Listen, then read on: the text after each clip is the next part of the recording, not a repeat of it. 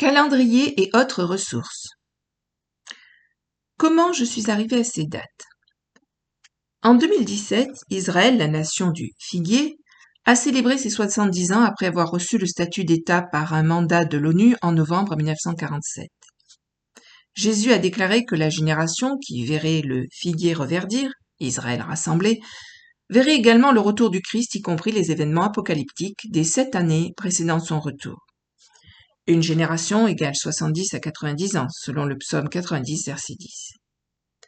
Si les derniers jours ont commencé en 2017, alors nous devons ajouter la limite de 80 ans fixée par le psaume 90, verset 10, pour une génération moyenne, à 1947, arrivant à 2027.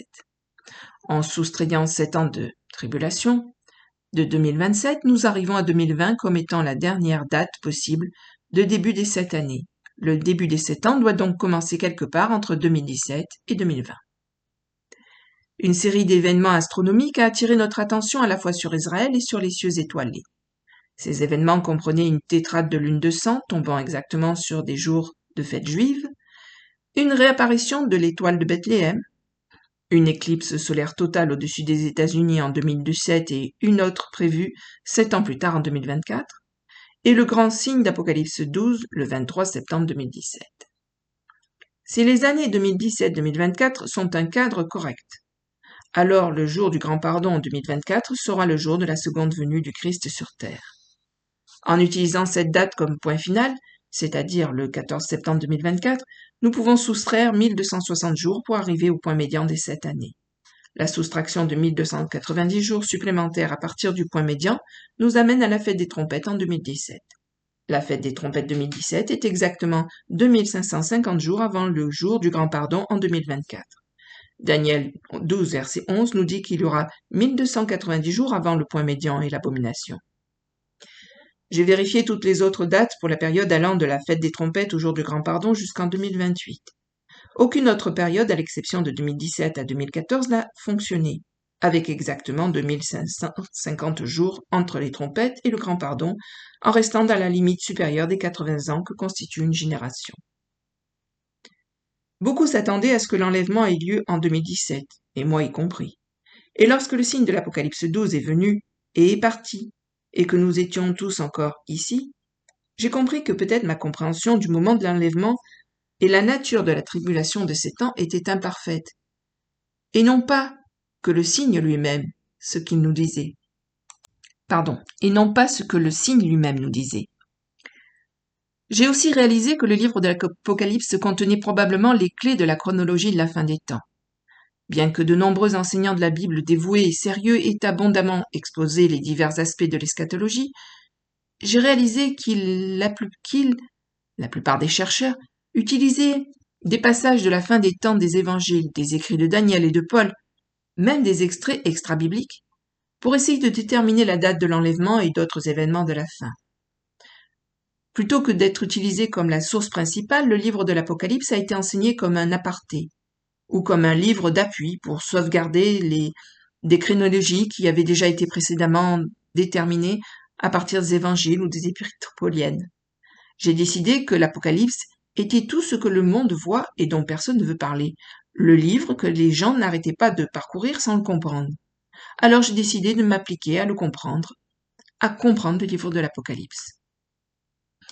J'ai délibérément choisi de mettre de côté ce que les autres ont enseigné sur ce livre et ce que j'avais appris sur la fin des temps en général. J'ai décidé de vérifier les faits, ce que je pensais déjà savoir, et j'étais disposée à envisager un autre point de vue si ma première compréhension s'avérait défectueuse. L'idée que l'Apocalypse ne soit pas un récit chronologique mais une série de visions avec les mêmes personnages apparaissant encore et encore dans les différentes visions était cruciale pour ma compréhension, plutôt que les événements dramatiques des sauts, trompettes ou coupes racontant l'histoire. J'ai découvert que les personnages des visions racontaient l'histoire de la fin des temps, que le récit concernait en fait les gens, pas les événements catastrophiques qui se produisent. Une fois que j'ai réalisé que les personnages étaient le point focal plutôt que les divers jugements, j'ai décidé de suivre le récit qu'ils racontaient, puis les événements de l'Apocalypse et l'ordre dans lequel ils se sont produits sont alors devenus compréhensibles. De plus, j'ai découvert que chaque vision a sa propre chronologie et que les événements des visions se superposent souvent. La plupart des visions commencent au cours de la première moitié des 7 ans et beaucoup de visions se terminent à la seconde venue du Christ. L'histoire est comprise en décodant les symboles et les images. Bien que les personnages soient représentés symboliquement, ils représentent des personnes réelles et des événements réels qui se produiront dans le futur. L'Apocalypse est sa propre chose, et il est important d'interpréter l'Apocalypse en utilisant l'Apocalypse, car la plupart des symboles trouvés dans l'Apocalypse sont expliqués ailleurs dans le livre, à moins que les symboles ne soient déjà connus du lecteur. Comprendre les visions dans le contexte des références de l'Ancien Testament auxquelles il est clairement fait allusion dans l'Apocalypse était également nécessaire pour obtenir une image complète de ce qui allait arriver à qui et quand. Le décompte des jours et les autres références de temps sont des jours réels, 1260 jours, 10 jours, 42 mois, un temps des temps, un demi-temps, 5 mois, 1 heure, etc. Ils ne sont pas symboliques. La révélation a été écrite pour les serviteurs du Seigneur qui vivraient à travers les événements décrits, afin qu'ils sachent ce qui allait se passer.